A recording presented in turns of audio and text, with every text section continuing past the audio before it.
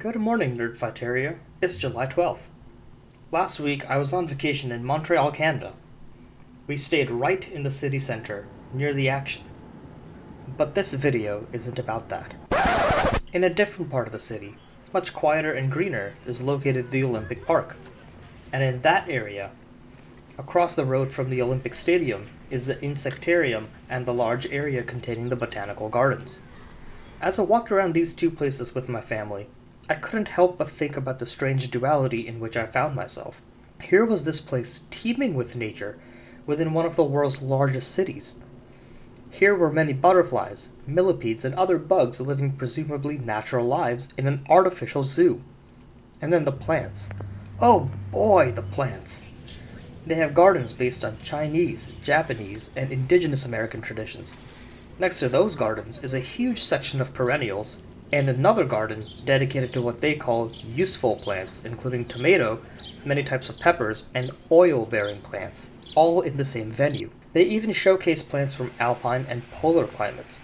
The plants are, of course, natural in the sense that they are alive and grow out in the open just like plants do in forests and jungles, and yet they are kept on land for which the custodians are not deer and spiders and birds, but a large team of humans responsible for their maintenance.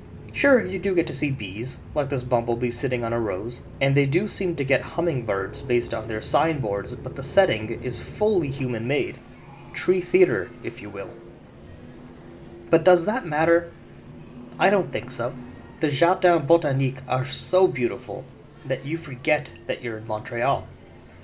Most of our experiences are these sorts of microcosmic windows of things we can experience. The full experience of music is listening to a live performance, but the majority of us experience it on a smaller scale via recordings, an artificial document to a single performance. But does that make the music any less beautiful? Is it less beautiful to see a painting of a place than to see the place itself? Of course not. Beauty is not lost when we capture it and make it accessible and visible to each other in a single place. Recorded music is still as beautiful as live performances, especially with our modern recording technology. Its essence is not lost in recording. And plants, whether we see them in large forests or in man-made gardens, retain their beauty no matter the location.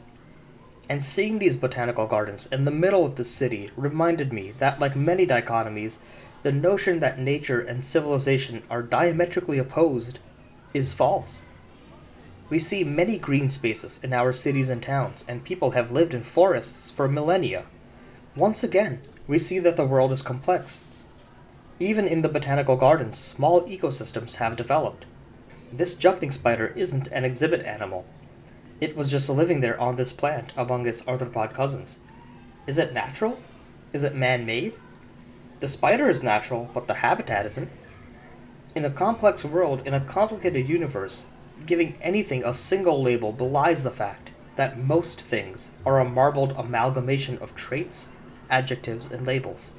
Spending the entire day in Montreal's Jardins Botaniques reminded me that nature and civilization are much closer than we realize, and that maintaining a fuzzy boundary between these two things is beneficial for us and for other organisms around us. Thanks for coming with me in a microcosm of my journey through these gardens, nerds, and I'll see you soon.